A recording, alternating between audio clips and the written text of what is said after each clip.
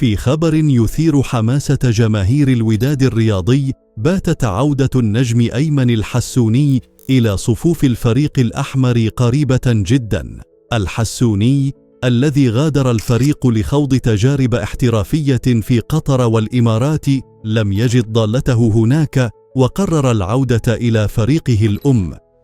مدرب الوداد رولاني موكوينا رحب بعودة اللاعب، خصوصا مع حاجة الفريق لتعزيز خط الوسط الهجومي. وقد شوهد الحسوني في مركب النادي، حيث عقد اجتماعا مع الإدارة وأبدى موافقته المبدئية على العودة في انتظار حسم التفاصيل النهائية قريبا.